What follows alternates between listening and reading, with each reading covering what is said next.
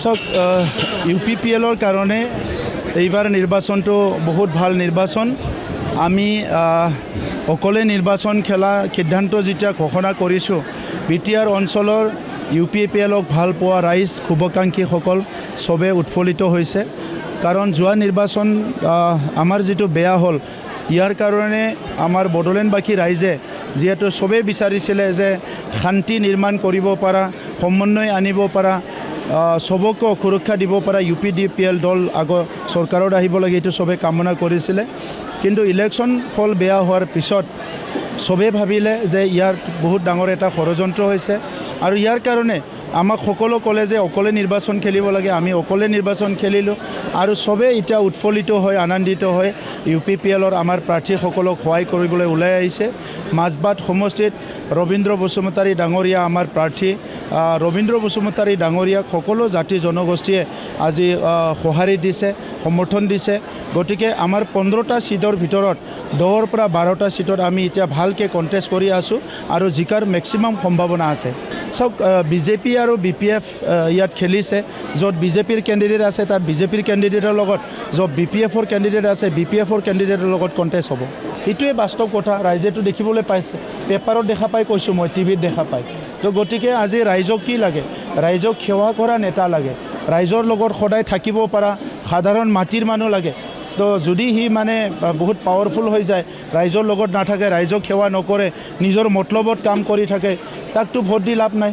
গতিকে ৰবীন্দ্ৰ বসুমতাৰী ডাঙৰীয়া ধুমুহা আহিলে প্ৰথম তেখেতকে পাব, বানপানী আহিলে তেখেতকে পাব, ক'ৰবাত কিবা সমস্যা হৈছে তেখেতকে পাব।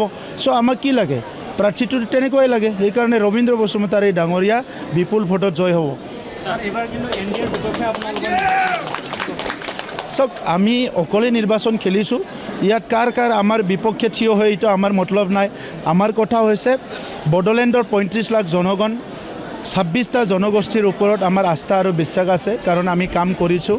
সেইকাৰণে আমি অকলে নিৰ্বাচন খেলিবলৈ সাহস কৰিছোঁ। অসমৰ ইতিহাসক বোধে আমিয়ে প্ৰথম যে কাৰো লগত এলায়েন্স নোহোৱাকৈ আজি আমি নিৰ্বাচন খেলিছোঁ আৰু আমি ফুল কনফিডেন্সত আছোঁ যে 10ৰ পৰা 12খন আসন আমি পাম। স্থিতি বুলিতো একো নাই, ৰাজনীতি কৰিছোঁ, গতিকে ইয়াৰ কাৰণে আমি কাম কৰিম।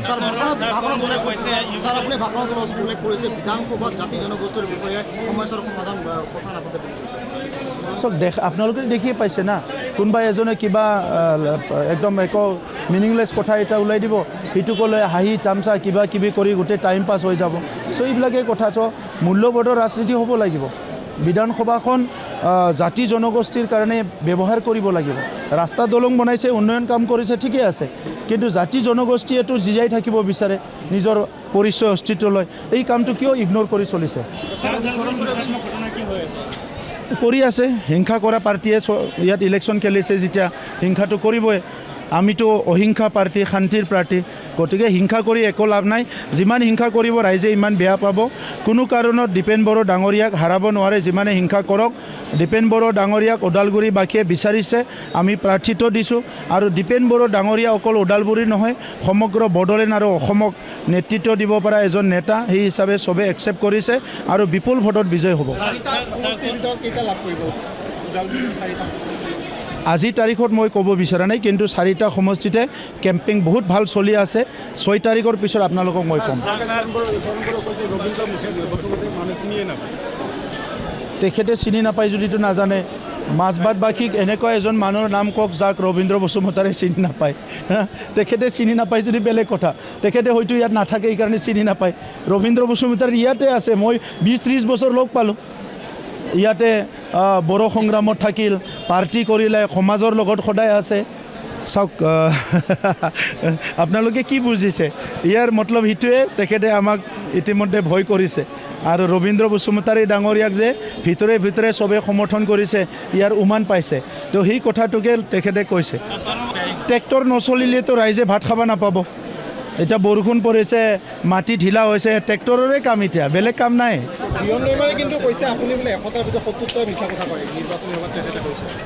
ইয়াৰ কাৰণে ভগৱানে চাব কোনে মিছা কথা কয়, কোনে সঁচা কথা কয়। আজি ইমানবাৰ মন্ত্ৰী হ'ল, ওদালগুৰিত কি কামটো কৰিলে? এতিয়াতো ডিপুটি চিফ, এটা ডিপাৰ্টমেণ্টৰ ডিপুটি চিফ, গতিকে এই নিৰ্বাচনত তেখেতে নিজকে এইকাৰণে আবুল তাবুল বকিছে কাম কৰিছোঁ কাম কৰিম সংগ্ৰাম কৰিম যেতিয়ালৈকে এক্টিভ থাকোঁ সমাজৰ কাৰণে কাম কৰি যাম আৰু সেইটোৱে মোৰ সংকল্প হ'ব পাৰে এতিয়াতো পৰিয়ালবাদটো আৰম্ভ হৈছে ইহঁতৰ কোকৰাঝাৰতো দেখিছে গতিকে আজি ট্ৰেইনিং দি আছে গাড়ী ভাঙিছে কিবা ভাঙিছে ভাল ট্ৰেইনিং দি আছে জনতাই পাব মজা এশই দি দিয়ক না এশই দি দিয়ক কিনো বস্তু আছে জিকিমতো ময়ে